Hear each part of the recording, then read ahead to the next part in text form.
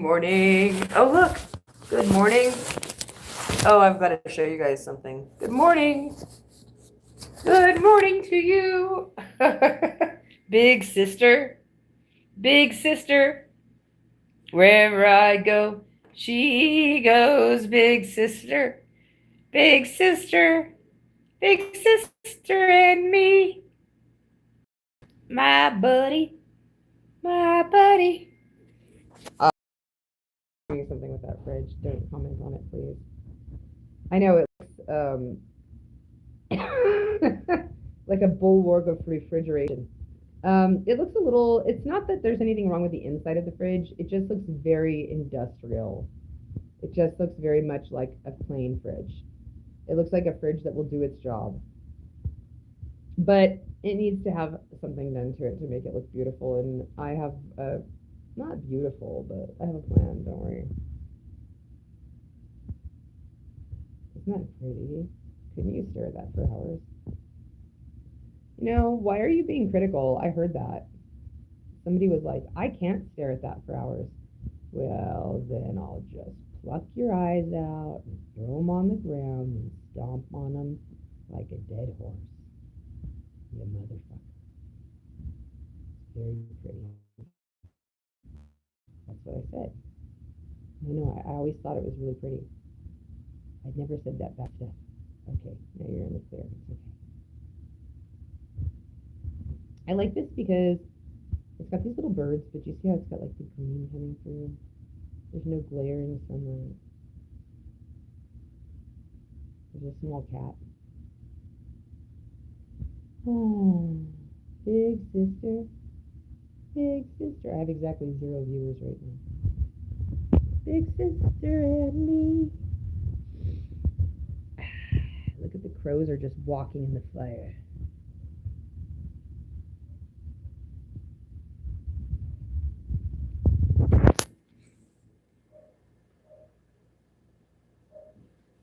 Ooh, I know, isn't that pretty?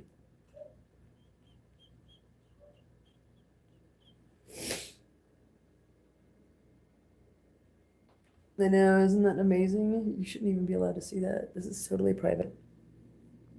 Okay, so I know I got all defensive. My bed set up. You're not allowed to look. So I am sitting here thinking. I've been watching a couple of YouTubers. Let's give you guys something you can stare at while I'm talking in case you show up. Hold on. I feel like this is the thing to look at. It's really pretty. How can we arrange that for you? Hold on. Simon, can you step down from my lap, please, dear? Thank you. Let's see.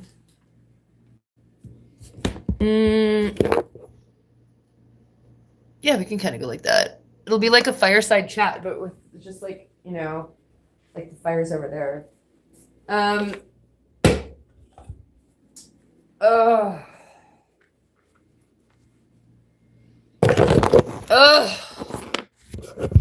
So much work.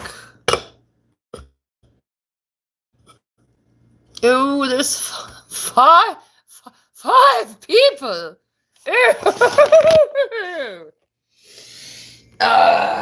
The wonderful thing about Tiggers is Tiggers are wonderful things. Their heads are made of the bottoms. Their bottoms are made of the springs. They're bouncy, flouncy, smouncy, bouncy, fun, fun, fun, fun, fun. The wonderful, wonderful thing about Tiggers is I'm the only one. Yes, I'm the only one. So if you're a Tigger, there's no room for other Tiggers in the Tigger department. Tiggers don't have space in their lives for a team of Tiggers. There's no team of Tiggers in the Tigger land. Tiggers are wonderful things. Their heads are made of the bottoms. Their bottoms are made of the springs. They're bouncy, flouncy, smouncy, bouncy, fun, fun, fun, fun, fun. The wonderful, wonderful thing about Tiggers is I'm the only one. Yes, I'm the only one. That's what Jesus said too. He's like, I'm the only begotten Son of God. I'm his only son. The wonderful, wonderful thing about Jesus is I'm the only one. Yes, I'm the only one. Whatever. I'm pretty sure you're not an only son. I do not think that Tigger is the only tiger in the forest either. But sing your song. Go ahead. See how I feel. Good. Don't culprit. Gotta spit outside stuff.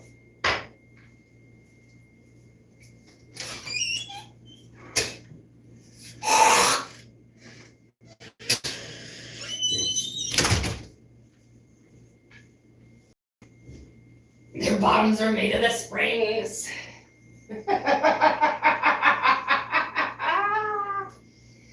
I have something to show you guys. Which one should they see?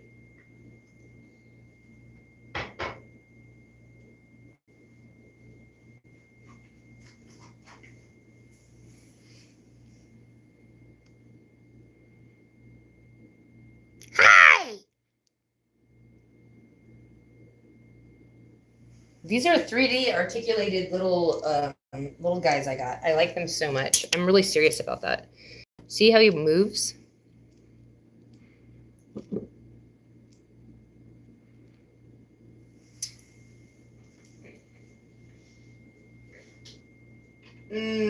Don't get too excited because there's more.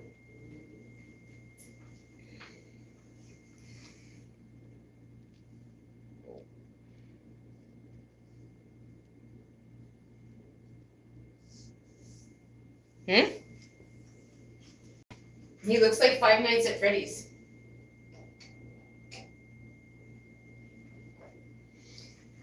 Oh, so I was having a moment this morning.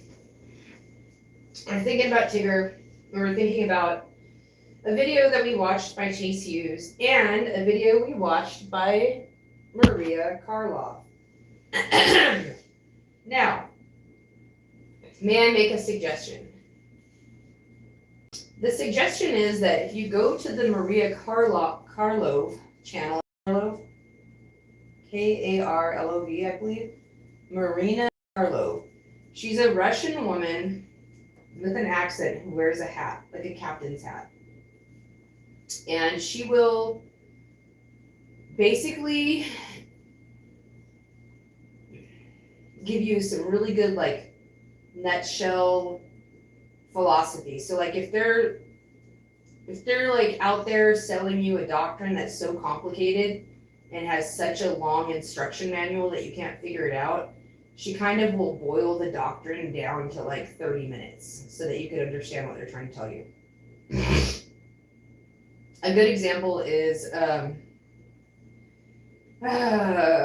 recently she did one on how people get this like this belief in how, like, if life is a game. Chase Hughes even says stuff like this, like, life is a game and you created everything in it, and it's all you, and you know everything's one and everything's the same thing. And she said, what a convenient philosophy. They've used that ever since they've been violating people and enslaving people in the military industrial complex. And it's a perfect philosophy for parasitism to continue to thrive, because it essentially says there's no you. You weren't victimized, you were never hurt, because you don't exist. And if you don't exist, you can't get hurt. And actually, if there's abusive practices on this planet, if people don't exist and everything's one, then they don't exist either, and no one's really getting hurt. Everyone's just having the time of their lives. Please. Right? So she points out the super obvious thing, which is if you believe that everything is one, then you're not even a person. You did this to yourself. Everything's just you, so you don't even exist.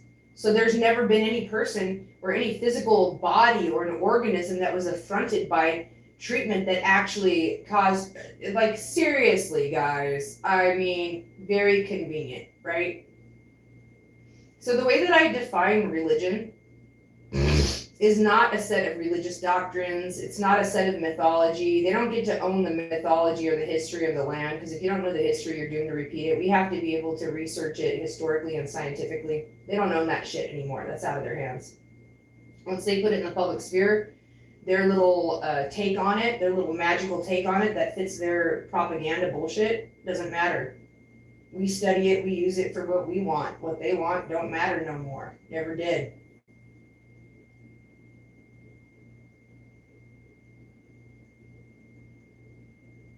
Here's how you define religion. It's not mythology. It's a set of 4 bad attitudes. So religion is not a Jew. Religion is not a Christian. Religion is not a believer in Odin or a believer in Thor or Loki. Religion is a person who has a set of 4 bad attitudes prevailing. The first one is crusading. So the difference is, like, if you could dislike something, but other people can like it, then you're not on a crusade, and you're probably not religious. Everybody's a little religious. If you try to be completely non-religious, you will once again, unfortunately, become religious. You try to get an A+ in non-religiousness, you'll become an atheist, and you'll once again stamp of approval and get an A+ in religion as an atheist, if you're strict. So it doesn't make no difference, okay? So religion is a set of 4 bad attitudes. The first one is you're on a crusade. That's why I said atheists are religious. A lot of atheists don't allow other people to be theists. When you're on a crusade, instead of just a person with a personal preference, that's when you became religious. So that's why I say Jeffrey Doherty crossed the line into religious again, and he doesn't even know it. Why? Because he's preaching exceptionalism that's on a crusade. Whenever you have exceptionalism on a crusade, you have a fucking religion. I'm a garbage pail kid, bucko. I ain't on no crusade.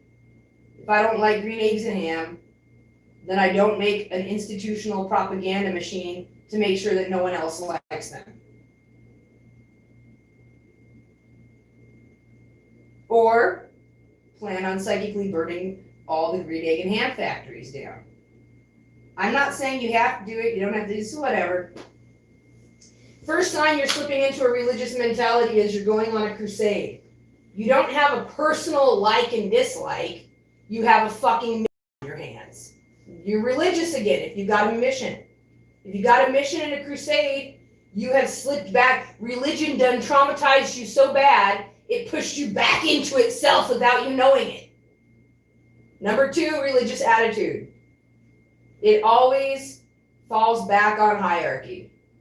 There's a king somewhere and a peasant somewhere. Okay? Now, if you're playing a game of Dungeons and Dragons, you might have a dungeon master who has, you show up at midnight, you play a game, you all signed up for it, you created your character, you know you're fucking playing a game. The dungeon master plays the character parts that people call non-player parts. Those aren't non-player parts, those are dungeon master played parts, right? And then the player parts are fucking like, they're parts you choose to play. It's like something you're playing a game. And when you play Dungeons and Dragons, because you're on a fucking adventure, right? You're not playing so you could trample other people underfoot and destroy them heart, mind, body, and soul as they are snuffed out of existence and squeal in pain.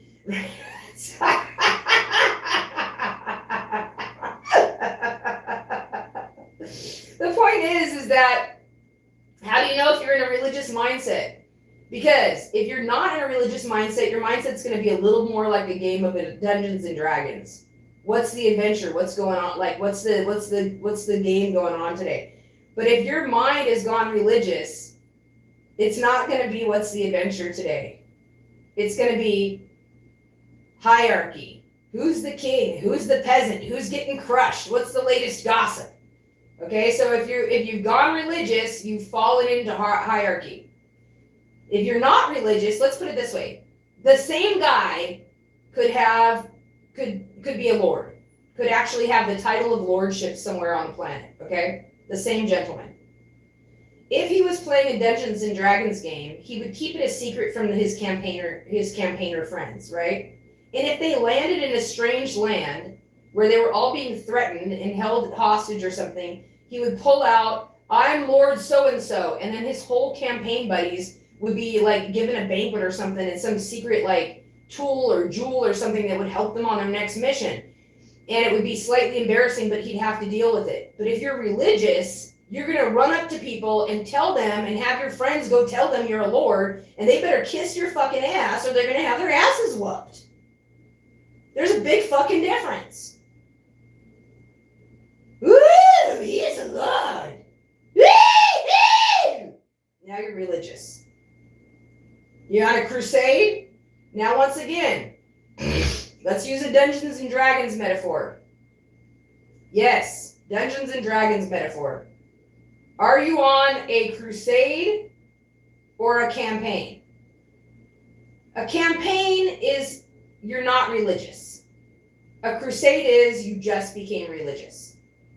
A campaign is adventure and curiosity. Who knows what will happen? Perhaps even a touch of whimsy. A crusade is all blood and gore.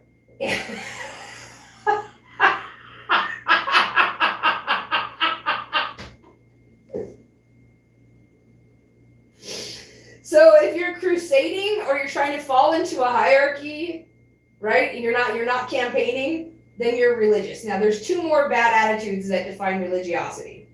The next one is you are trying to nullify other people's feelings.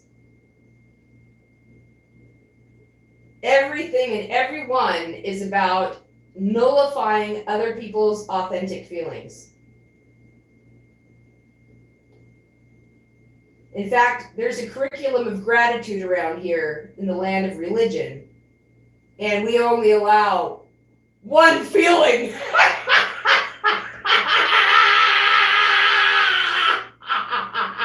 It's called gratitude.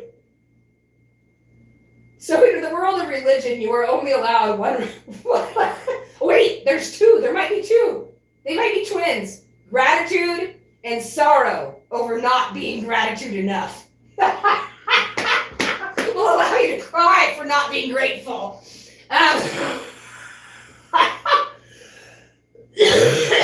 Oh boy. Okay, hold on.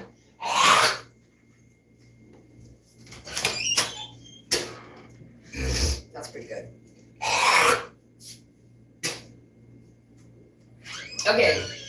So religion is always trying to nullify people's feelings, especially if they're nuanced and not black and white and cut and dry. Grateful, ungrateful. What else? So religion is about crusading. Religion is about hierarchy, not being on a campaign and not being curious. Religion is about nullifying people's feelings with curriculums of gratitude. And religion is about taking stories of mythology that do not belong to religious groups, but belong to humanity as a whole, and try to make it belong to one little group of people, and then use the story to justify cruelty, so that nobody will want anything to do with it. All the mythologies of the earth belong to all the people of the earth, okay? Fact. But religion will tell you, this mythology belongs to the Jews. Oh no, this mythology belongs to the Christians. Oh no, this one belongs to this people. Oh no, this one belongs to that people. No, if there's a mythology on the earth and you're a little scientist on an adventure, they all belong to you to use them how you want. However you want to study them, whatever you want to do, that's up to you. That's up to you. They belong to the people of the earth. But when people say that their stories belong only to a certain group of people, and that only that group of people gets to interpret them, and that their interpretation will be to justify cruelty, you've just identified a religious creature.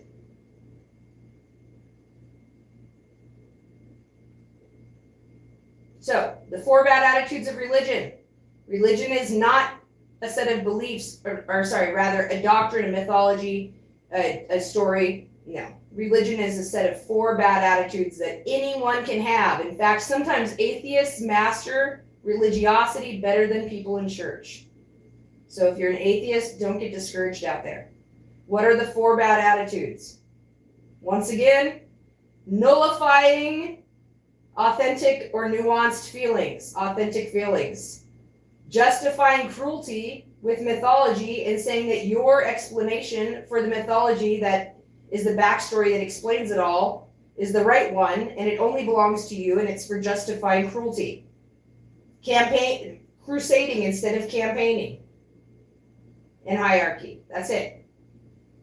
Here's your 4 bad attitudes.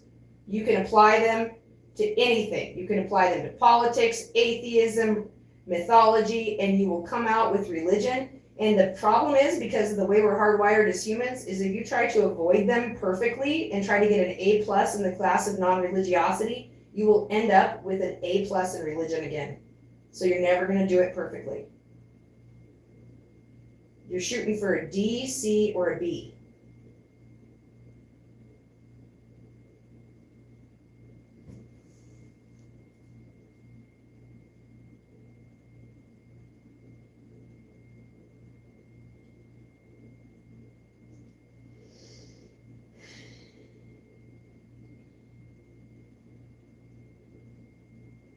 We don't need another hero.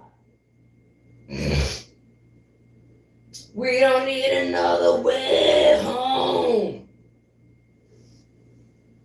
When you're on a D&D quest, you don't think of, those are called campaigns, and they're adventures. You're not ever out trying to conquest the universe in terms of turning them all into clerics of Paladine or something like that.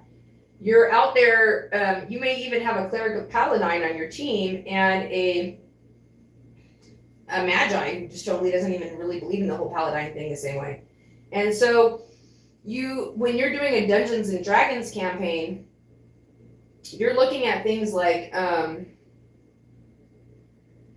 you're not crusading. You don't think you're a hero. Now we've assembled our board of heroes to save each. No, they're on like a private mission because they have some kind of private issue usually. They're usually not. The Dungeons and Dragons team is usually not saving the universe. They themselves, in some little pocket of their reality, has been put into peril, and they need the universe to help them. Okay? So they're out there on a mission. And also adventuring. Like, think of the two little guys who haunched around with Sacagawea, right? Lewis and Clark. I'm not saying that's exactly, but our general idea of what they were doing is a lot closer to a D&D quest than religion.